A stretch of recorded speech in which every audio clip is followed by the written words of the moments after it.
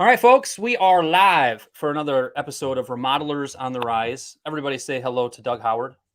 Hello, everybody. Doug, say hello to the people. Hey, people. Yes. Ooh, and some of them are already kind of dialing in live. I was just telling Doug we are short friends. It's only been about 10 minutes that we've chatted with each other. But right before I clicked the start button, I said, Doug, I am an emotional guy in general. You know, it doesn't take. I'm not like tears rolling down the face very often, but I tear up pretty easily. And as I was adjusting some lighting and walking back here, I said, Doug, this is the last live show I'm doing from this office. And it was a little emotional. When was the last time you were emotional, Doug? Oh, I get emotional every day. It depends on sometimes it's more of a fired up kind of an emotion. All right. But I think those milestones are huge. I think that's a big deal. So I'm Yes. proud to be here, and we'll hopefully do the conversation justice. Excellent. And Kimberly, Canada, has got thumbs up. She's happy you're here as well. So what we're going to talk about today, the point of the Remodelers on the Rise show is to give the listeners, give remodelers some reminders, maybe some new strategic thoughts, some encouragement, some inspiration. You guys and gals are getting beat down day in and day out. Running a remodeling business is hard work. There's a lot of different hats you're juggling. We've got a lot of challenges in our industry right now. And what we want to do in today's show, as I invited Doug with Remodelers Advantage, is to talk about two topics to kind of pull you out of the day-to-day minutia and get you thinking a little bit more strategically.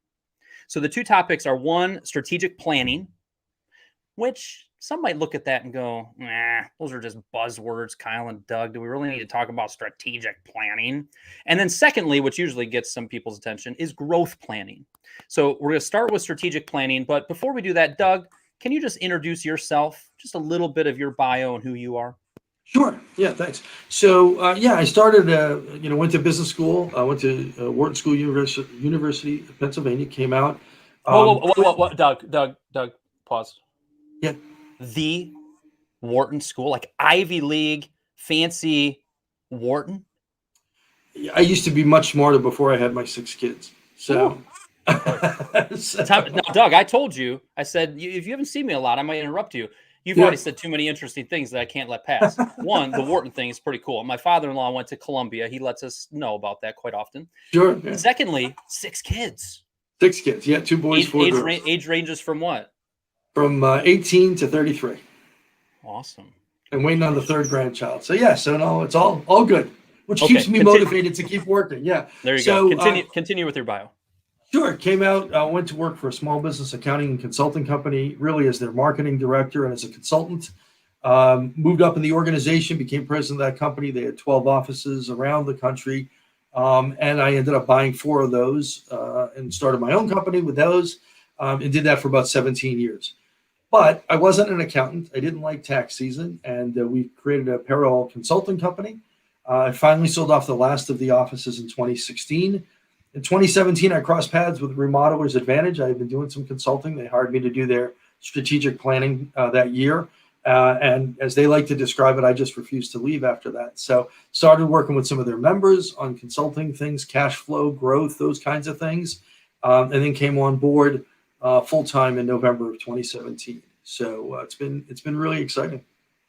And the rest, as they say, is history. That's it. Yeah. Excellent. Eric, who I knew from college, says it's true. He's an emotional guy. It's true. And then Chris says, good day, Kyle and Doug. Good day to you too, Chris. All right. So this slide literally just says strategic planning. And I'm not going to necessarily craft some kind of well-crafted question here. I'm just going to say this. Doug, you're an expert when it comes to strategic planning. You've done this for a number of years. Give remodelers your best piece of advice when it comes to approaching this topic of strategic planning. Sure. So I think the biggest thing is that a lot of times people work really, really hard. They love their craft. They do what comes, down the pike. And at the end of the day, they kind of take what's left over. Sometimes it's great. Sometimes it's not what it needs to be. Strategic planning really, in my mind, says, let's go out maybe 5 years and let's talk about the company, your life, where you live, what you're driving, how many weeks you're working, what does this lifestyle look like, right? Paint this picture and then work backwards to say, what does the business need to accomplish during this 5-year period of time to make that a reality? I like to make it so that the timeline and the destination is not in question. What has to be done, what it's going to take to get that accomplished in the meantime, that's what's in question.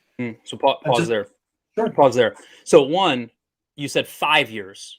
Yep. Doug, what about 10 years? What's the magic in 5 years? Tell me about 5 years. It's a good question. I mean, it's less than 5, you have a certain amount of time it takes to put change in place and that kind of thing. Much further beyond that, it's harder, I think, for folks to gauge how they're going to feel, what's going on in the industry. I have some people that do 10-year plans, and I say, well, I'm going to be really focused on getting the first 5 right, and then we'll see where the next 5 take you. But it could be 6.5. It's really about picking that future point in time, and nailing down that vision. Yeah, so I love that, because I think sometimes people are like, well, what's your 10-year goal? Or some people, that book that came out, BHAG, what's your big, hairy, audacious goal, right? And sometimes it's so far out there that it's just so fuzzy, right? We really can't see it. Sometimes 3 years is too soon to really, explore changes. So I think that's a great takeaway for everybody so far. That 5-year mark, and I liked how you said it. Describe your life. What does your life look like? What type of day in, day out work are you doing? Same stuff as now or different? What about life outside of work? What about your hobbies? What about your family? What about this, that, and the other? So I like that idea of really articulating what that looks like. And you said 2 things are non-negotiable: timeline and destination. Get really clear with that. I like that a lot. Absolutely. Yeah, I always tell folks, year-over-year budgeting is great. But if we were taking a 3-day road trip to California and had to be there, right? I always give the example of my daughter's wedding, because someone's always getting married, right?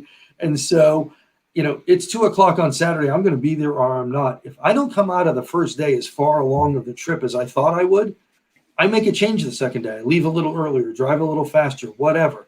When we put that 5-year plan in place and we see what did 2021 do for getting us, partway down the road, we should be continually adjusting so the timeline and the destination aren't the variable.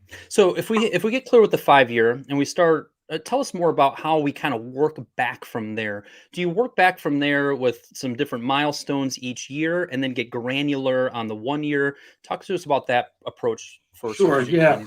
And we love using a real simple, we use like a little 2-page Excel template to be able to do this that we love sharing with folks. But basically what it says is we get that 5-year picture right. We start putting the numbers to it. What does it need to be? And then we look at that 5-year volume, the 5-year structure, and we say, okay, what needs to be true then that's not true today, right? Who do we need on staff? Do we need a bigger office? What things do we know are going to be true? And I try to get people not wound up on when they're going to do what. It's like, if it's in the 5-year bucket, throw it in the bucket, right? And we put everything in there, and then we kind of piece out the timing so that we get the timing of staffing, the owner's time, and the profitability of the company to line up so we don't run out of one of those 3 resources. One of the big challenges with growth is that either time, people, or money becomes the limiting factor. So by planning this out, we can say, okay, well, we got to switch the timing of those things, or it's got to flow differently so it's actually executable.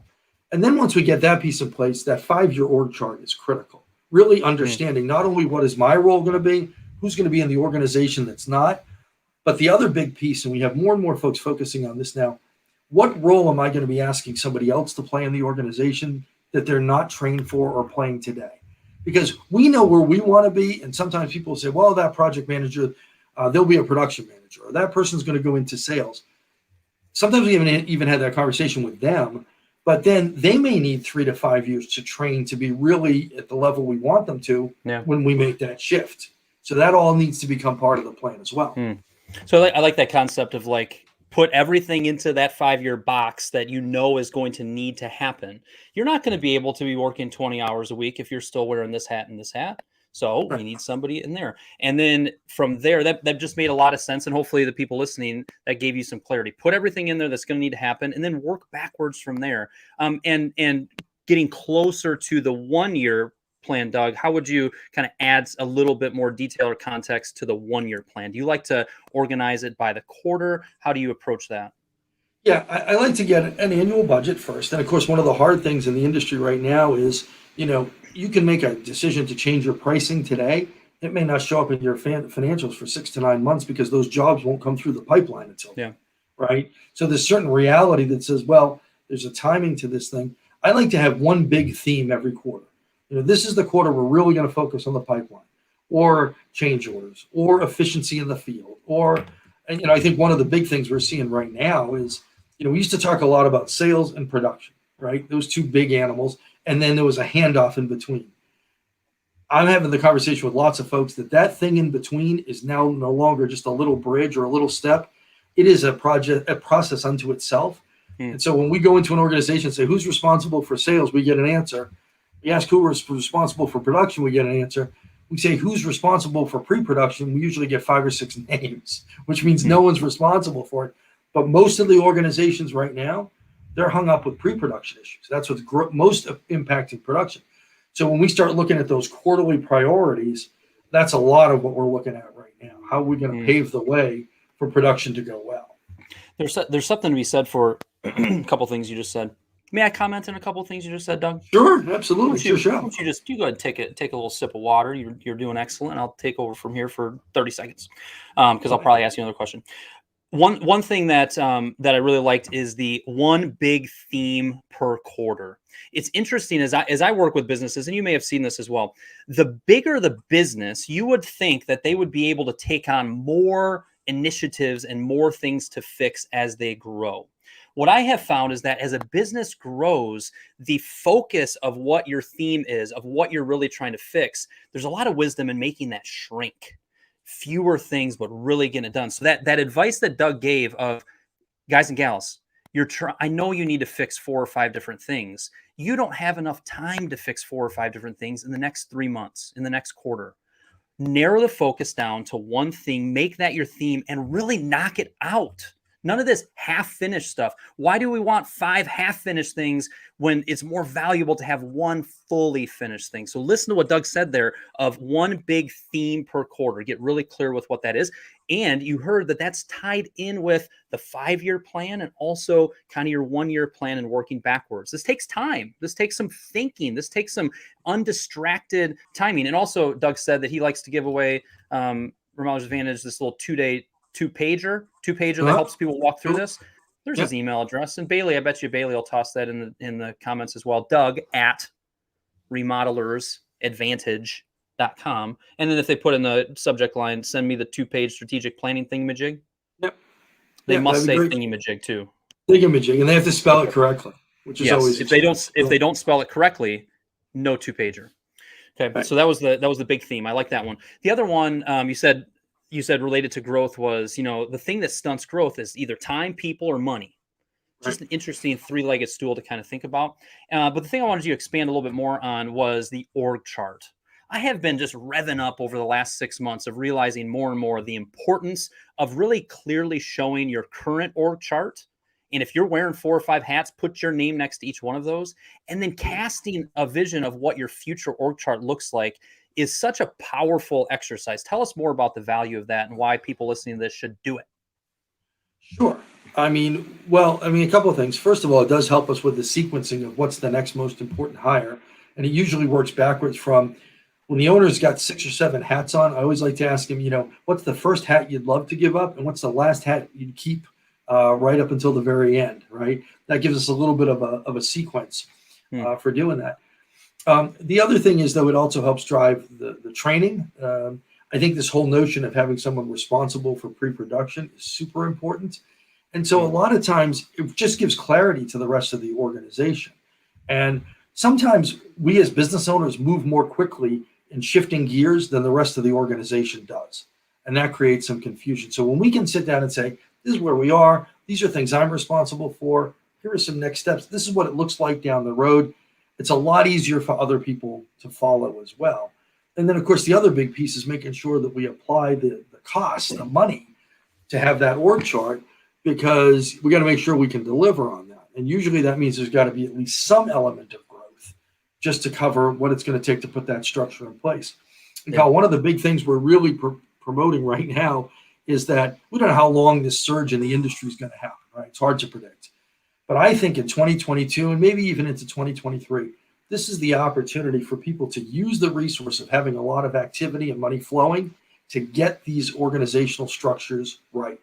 Hire, train, develop. Now, it's a little challenging to hire right now, but it's not impossible. But if we come out at 22 and 23 with a stronger organization, whether the market continues at this pace, speeds up, slows down, people will be well served for using this period of time to get into shape, to be in good condition. I had one of my clients was mentioning this the other day. He's like, I think we might look back at this 10 years from now and go, oh crap, we were in the good times. Oh, Yes. these were the really good times. And I understand we still have plenty of challenges with materials and labor and all the rest. But like you said, maybe now is the time to make your move, to make that hire, to take that risk. Yeah. Interesting. Yeah, I think so. Good. Another thing I just want to emphasize on what you just said was org charts give clarity to the organization. That's a value, but it makes training easier. I don't think we all talk about training as much as we should. I would say that there's a lot of remodeling business owners who just aren't really sure where to start when it comes to training and the importance of it and the patience required and the length of time it takes to really get somebody from where they are to where you want them to be, from that lead carpenter to that project manager, from that project manager to that production manager. Any couple more thoughts on training and the importance of that, or a best practice on that? Yeah, I mean, I think really having a training and development plan for every key employee, maybe for every employee, is really important. It's also a motivator. It helps with retention when people know you're investing in them. And you got to be careful to look at the technical side of training. We want them to have these technical skills, but also a lot of times we're putting people in the very first management responsibility they've ever had, and they've never managed. And the difference between being a top performer and a manager of somebody else is very different, as many of us know. And so, but a lot of times, just the fundamentals of how do you get that performance out of somebody else? How do you set up measures of accountability, communicate? How do you resist the temptation? I always tell them, there's a reason why player coaches don't really work well in professional sports, because it's hard to look at the team when you're also wondering if someone's going to pass you the ball, right? Yeah. But a lot of time, first-time managers are like, they don't even wait for the ball to be passed. They just take it back, right? And so we really want to develop those skills, because we're going to be drawing on those later on when we're saying, this is the role I want you to step into. And they take time. They're not short-term things. So I think having that a development plan for everybody, having it built into the budget, and that kind of thing is really important. Good. Michael said, Michael Anschel, small companies do struggle with training, especially training for the owner. Yeah, that's a good thought. And then Bailey did write, that's evidently how you write thingamajig, because she's good at spelling. She probably looked it up. That's probably correct. So Doug, we're at the halfway point here. We just hit on some really solid, valuable nuggets when it comes to strategic planning. We're going to move into growth planning here in a second, but I'm just kind of curious. Tell me something about one of those things on your wall behind you. Something, it looks like interesting throwback photos. What's something interesting back there, Doug? I've got a couple. Well, I got a Wharton banner, and I've got a couple of things. Yeah, we heard about the Wharton thing. Yeah. I know. We got a couple things from Douglas MacArthur. That's who I was named after. I dodged a bullet there because my dad was equally enamored with Douglas MacArthur and Omar Bradley. So I feel like I did okay with Doug. Okay. But this is one of my favorite. This is Einstein. Einstein and I share a birthday and sometimes a hairstyle, but that's about it. But the quote is, any intelligent fool can make things bigger and more complex. It takes a touch of genius and a lot of courage to move in the opposite direction. And I love when we can go in and just simplify things, streamline things. We do a lot with lean process improvement, and it's all about, let's make this less complicated, clearer objectives. So that's why he's hanging behind me. That's good. Read that again, and then I'm going to comment on it. Sure. Any intelligent fool can make things bigger and more complex. It takes a touch of genius and a lot of courage to move in the opposite direction. Yeah. And it's just where there's so much noise. There's just so much noise everywhere. Yeah. Outside of our business and then in our business, noise. We have to figure out how to reduce the noise, how to reduce that chaos. And I think sometimes we shy away from, like it just said, some courage to just keep it simple. Boy, we've got to keep things simple. I am all about processes and checklists right up till someone shows me the checklist they have to make sure all their checklists are filled out. That's when I start getting a little funky. So, and that's you, Mr. Strategic Planning, Mr. Planner. Like, okay, I know we've had enough. Okay. And then what if I asked you one more question on strategic planning? What would be a mistake people have and a mistake people make when it comes to strategic planning? That's a great question. I think the biggest mistake people make is they paint a broad picture and they don't really get people on the team to understand what role they play in that picture, what success looks like for them, how do they contribute. So the example I always give is, like, if you've ever bought tickets for a sporting event or a concert, right? You pick your seats, and then some of the apps have the thing where you can click on it and it'll show you what the view of the stage is from your seat, right? Or your view of the field.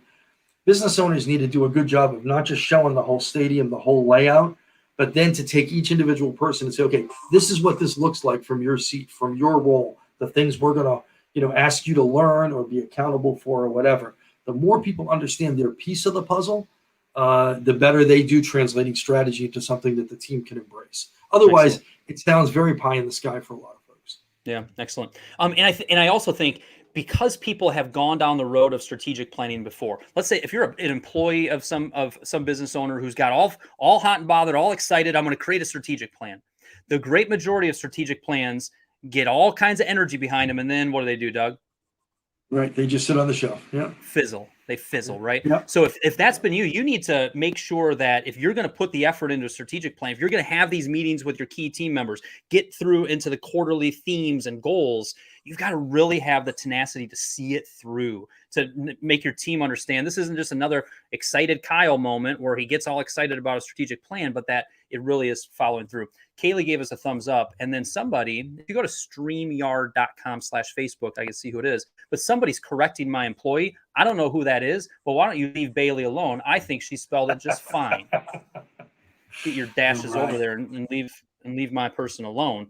This goes to show in this day and age, nothing's uncontroversial. So, everything has controversy associated with it. I am kind of curious. I'm curious to hear who that is. That's probably like a paying client of mine that I just insulted on live show, and they're probably never going to do business with me again. As long as it's not Victoria. Good. So we covered some good.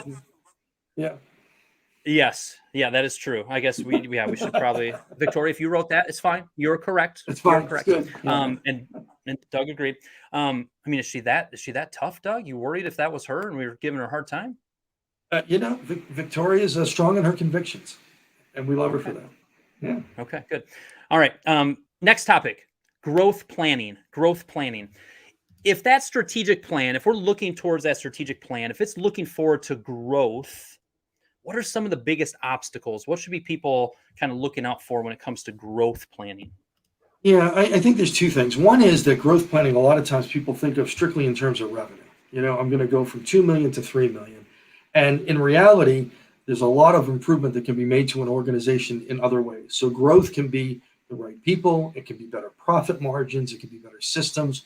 So at its macro level, when people come to me and say, I'm making X and I want to make 2X, the first inclination isn't, well, let's just go sell twice as much. I think that's really an important part of it. The other thing is, I'm a big believer in figuring out whatever level you're at, understanding what the monthly flow, the monthly pace of that level is. So I hear, like I said, a lot of folks will say, Doug, I'm at 2 million, or my goal for next year is 3 million. And it's like, well, if you're at 180,000 a month, right? Because no matter what number we hit, we have to sell it, plan it, and produce it, right? Well, selling it could happen in any schedule. You could sell you a whole year's worth of work in a month. Planning it takes a little bit longer, and producing it is only at the pace that we have capacity for. So I'm much more interested in saying, okay, if we're going to get to $180,000 a month level, then what does that look like? Can we do it profitably? Are we structured right? And when we work backwards from production, is our design and estimating, our pre-production process, can they feed over enough projects for us to keep that pace? And does sales have that backlog? Companies that focus on going from 180,000 a month successfully to 240 a month successfully have a much easier, much more focused set of tasks than the sort of more nebulous, I want to go from 2 million to 3 million. Because what that really says to the sales team is, go do whatever you want to do, and we'll figure it out later on. And that's why we have some of the logjam we have right now. So I think those things have to be much more about the pace of the organization and growing incrementally. And when folks do that, whether they get to a certain plateau and it's like, hey, this is profitable, I want to stay in here, but you know how this business is. You have to add some things to get to that next plateau, and those in between phases can be sometimes pretty painful. Tricky. Yeah. Right. And so it's like, hey, if we're going to steal second base, there's absolutely no benefit in getting halfway. Right. You've got to know that if you're leaving first base, you're going to get to second base because that's where the glory is. Otherwise, it's just not going to get us there. I like that. I like that. And it's that challenge of, I have a interesting love affair and love hate affair with setting goals, Mm-hmm. right? Especially in this environment where it's like, God, I don't know what we're going to be able to produce in revenue. Like it depends on so many things. But what you just said there of getting a little clearer on that percentage of growth, that monthly amount or that quarterly amount, and how much more we want to do this next year, it becomes real then. Like some people look at that and go, well, we need another full-time lead carpenter if we have any hope of doing that. Well, Right. it's going to be stretching our project manager, but we got to have it. We got to have them stretch for a little bit so we can get to that next level where we can hire a new person. It's that juggling and it's that balancing act of those things that is hard, but's required if you're going to grow. Yeah, and it becomes much more specific because right now when we have people kind of lay that out, they're saying, okay, I'm good for January, I'm good for February. I need a small project for March, and I need something big to start in April. Like they can start to see how that's going to play out, which is different than just having a menagerie of things in a pipeline and shoving them down the path. Yeah. Because I think the industry is, historically been pretty much on the premise of first in, first out. And now a lot of folks have to look at what's actually going to be first available to be constructed. Do I even have the materials? And do I have the capacity? Leveling those things. And sometimes, the right strategy for someone is like, I want one big job going all the time and 3 smaller jobs or whatever the combination is. But that's a different pace too in terms of what we're asking the sales team to go find. But it's a lot more manageable, and I think the more flat you can get that, the more profitable the operation can be. Good. So we got a half-hour show is what we typically do. So we have a few minutes left. As I've heard you kind of share some ideas here, when it comes to strategic planning, what we're really digging into is where are you going and how are you going to get there? And we are so busy in our businesses that we don't take enough time to ask those types of questions. And if you don't take the time to ask those questions, you're just going to end up where you're going to end up. And we'd much rather decide and design and plan for where we're going to go. So if that's my biggest takeaway, I'm going to ask you what your biggest takeaway and final thought that you want to share is, Doug. My biggest takeaway is we have to fight for the time and the mental space to really do some solid strategic planning. That's my biggest takeaway. And that might mean going into your calendar on December 20th and marking off a half a day. That might mean going in on January 4th and taking you and a couple of your key people and marking off the day, strategic planning day, and really investing the time there. Doug, if you were to reiterate one thing you've already shared or kind of share, what's your biggest takeaway that you want to leave with the people from our conversation? What would you say? Yeah, I think the biggest takeaway is really just making sure that the team understands where the overall objective is headed. If they're going to execute, they've got to not only see what your big picture is, but how that boils down to them, where they can make a contribution. Most people in the organizations we work with, they're motivated, they're talented, they want to be a part of the solution, but that clarity is a really big deal. And I think that really helps people stay engaged, helps them stay motivated. But it also says, when they have to make a decision about something, there's some context they can put it in, and it's going to make it much more likely that not only the strategic plan, but even the growth strategies line up correctly. Yeah, and for people to buy into it. Absolutely. Michael said your point on kind of balancing it is a great point. You have to schedule around project types and how to best utilize resources. We learned the hard way that production should be telling design what type / size of project to send over next versus first come, first serve. I think that's something that we're experiencing over this last year is we've got to look at, there's a phrase of don't be romantic about what got you here. Don't be in love with the way you've always done it. And we've got to look at that mightily right now. Oh, you used to kind of order materials just in time for the project to start. That ain't what you need to be doing right now. Oh, you used to be just 100%, with one trade partner and just being really loyal, which has its benefits. How's that working?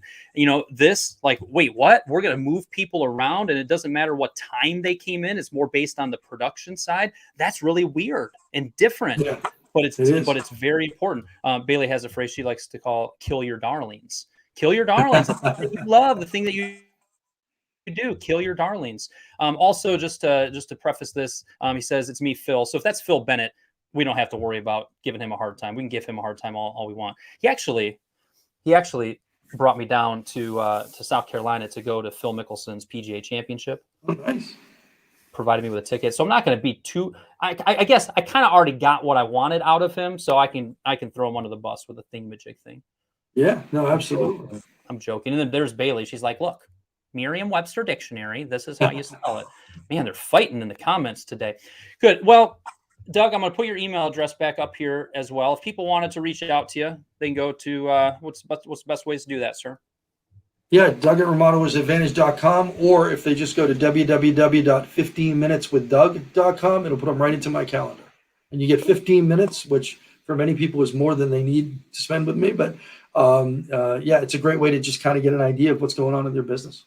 Doug, I would say when I was 15 minutes in this conversation, I was excited for the second 15. Well, good. That's exciting. And I'm excited to do this again sometime. Thank you so much for coming aboard and sharing some wisdom, and we'll talk to you again soon. My pleasure. Thanks a lot, Kyle.